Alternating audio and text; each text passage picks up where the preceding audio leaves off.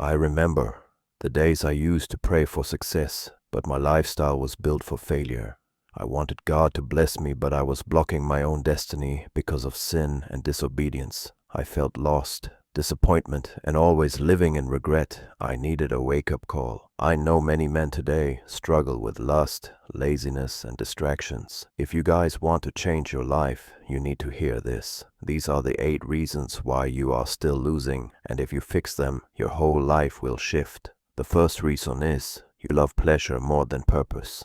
I chased pleasure half my life, especially in my young years of living. I used to masturbate every single day, buy escorts, cause I wanted to impress my friends and tell them that I have a high body count. I used to doom scroll for hours on end like a zombie. I worshipped the body more than God. I poured my strength into lust instead of legacy, and my purpose always used to pay the price by getting delayed and blocked. I don't want any of you to make the same mistake as me, because lust doesn't only take your seed, it kills your focus, energy, and purpose. That's why you get distant from God. That's why your prayers feel weak. That's why you feel stuck and stagnant. Lust makes a man impulsive. Lust wants your energy, but purpose requires patience. Purpose demands sacrifice. You can't carry purpose with hands constantly reaching for pleasure. So this is how to break free and become the man God is calling you to be. Let's be honest. You already know what's killing you. You don't need another sign. You don't need another prayer. You need to remove excess, because temptation only has power when you keep inviting it close. Starve what's killing you. If it triggers lust, cut it off. Unfollow the Instagram models, delete the social media apps, put blockers on the websites, stop scrolling in bed. Temptation grows where access is easy. Guard your mornings. Your day is decided in the first hour. Pray before you touch your phone. Move your body, stretch, walk, do push-ups, read something that sharpens you. Discipline. Early equals strength later. Replace lust with labor. Idle hands feed sin. Train harder. Work longer. Create more than you consume. Build something that outlives you. A tired and disciplined body leaves no room for lust. Stop negotiating with weakness. The moment you consider sin, you've already lost. Run immediately. Stand up. Change rooms. Change environments. Obedience is instant or it's disobedience. Remember what's at stake. Every relapse delays the man God is forming. Every sin strengthens the kingdom of darkness. Every victory builds spiritual authority. You are not just fighting urges. You are fighting for your future. You don't need more motivation. You need obedience. God didn't choose you for comfort. He chose you for war. Kill lust or let it kill your purpose. The second reason is you prefer entertainment over elevation. You say you want to grow. You say you want more from life. But your daily actions expose what you really value. You don't lack potential. You lack direction and restraint. You wake up and reach for your phone before you reach for purpose. You sit down at night and let screens decide how your time dies. Netflix runs in the background while your dreams sit on mute. TikTok feeds you endless noise while your calling starves in silence. Hours disappear, not because you're busy, but because you're distracted. You watch other men build, create, win, and elevate while convincing yourself that consumption counts as progress. But nothing about scrolling improves your character. Nothing about binge-watching sharpens your mind. Nothing about entertainment prepares you for responsibility. Your future remains empty because your schedule is full of things that don't compound. Entertainment feels harmless until you realize it has quietly replaced discipline. I used to watch movies and shows the whole day, but reading the Bible for 10 minutes was impossible, so I cut off the apps. I started thinking like a creator instead of a consumer. Entertainment is not rest, it's sedative. The solution for this habit is to cut entertainment down to a reward, not a lifestyle. No screens in the morning, no scrolling in bed. Replace 1 hour of consumption with 1 hour of creation. Read, write, train, build, learn. Your mind becomes what you feed it. The third reason is pleasure is your master. You don't follow purpose, you follow comfort. Every decision is filtered through how it makes you feel. If it's hard, you avoid it. If it's uncomfortable, you delay it.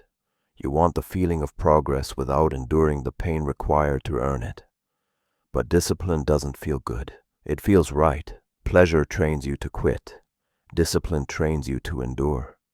And a man who cannot endure discomfort cannot be trusted with responsibility. So from now on, do one hard thing daily on purpose. Cold showers, early mornings, hard training, difficult conversations. Discipline is a muscle. Suffer daily so weakness doesn't control you. The fourth reason why you're still losing in life is you spend more on lust than wisdom. Your money exposes your priorities. You'll spend on dates, fast food, rides, and short-term pleasure without hesitation. But when it's time to invest in your mind, suddenly you hesitate. A $10 book feels expensive. A course feels unnecessary. Growth feels optional. You are funding your distractions and starving your destiny. Money is energy, and right now yours is leaking. So instead, pay yourself in knowledge.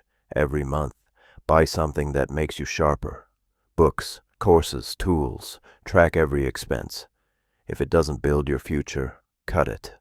Wealth starts with respect for money. You live for today and ignore tomorrow. You move like time is unlimited. No plan, no skill stacking, no investments. You assume tomorrow will fix what today ignores. But tomorrow is built by today's discipline or destroyed by today's laziness. Men don't wake up broke by accident. They wake up broke by delay. So the solution to this is to build a 5-year vision, then reverse engineer it. Learn one high-value skill. Start investing, even small. Plan weekly, not yearly. The future rewards men who prepare early. The sixth reason is you run from responsibility. You think manhood is attention, not weight. Looking confident, being admired, being validated. But real men carry responsibility. They protect, they provide, they produce, they serve. They show up when no one is watching. They work without applause. They build without praise. Responsibility is not a burden, it is authority.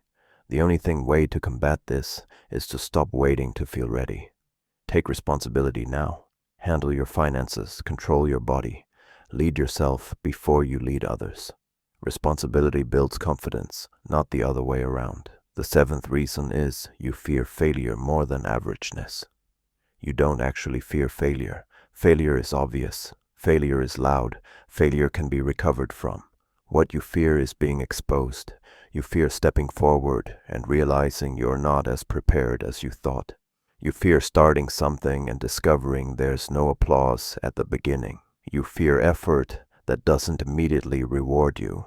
So instead of moving, you stall. Instead of building, you watch. Instead of risking rejection, you choose invisibility. Scrolling becomes your hiding place. Consumption becomes your excuse. You tell yourself you're learning when you're really delaying. Watching other men succeed feels safer than becoming one of them, because observation demands nothing from you, but action demands courage. Average men don't fail publicly. They slowly disappear privately. They wake up, repeat the same routines, silence the same discomfort, and convince themselves this is just life. But inside, something decays, because deep down, you know you were capable of more. And every day, you avoid starting. That awareness grows heavier. The men you admire didn't wait until fear left. They acted while fear was present.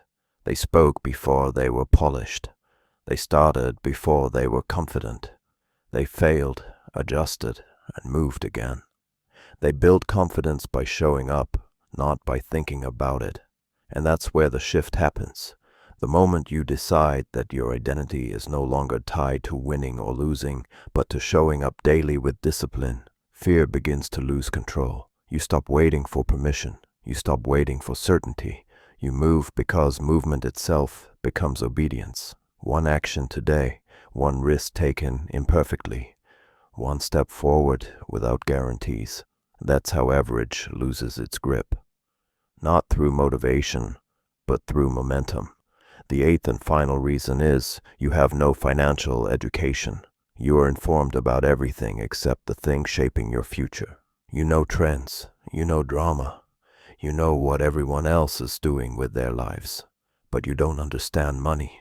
And money doesn't respond to hope. It doesn't care about intention.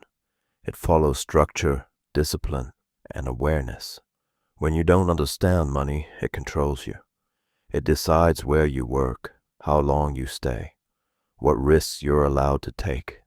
You chase short-term pleasure because the future feels unclear.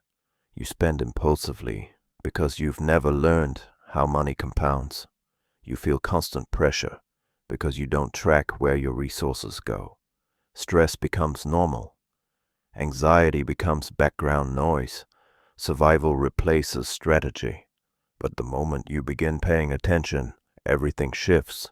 When you start tracking your spending, you regain awareness. When you start questioning every purchase, you regain control. When you choose learning over impulse, you regain leverage. You stop buying things to feel better and start building systems that make you stronger.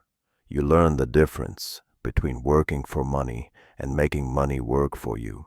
You delay gratification not because you're restricted, but because you finally see the long game.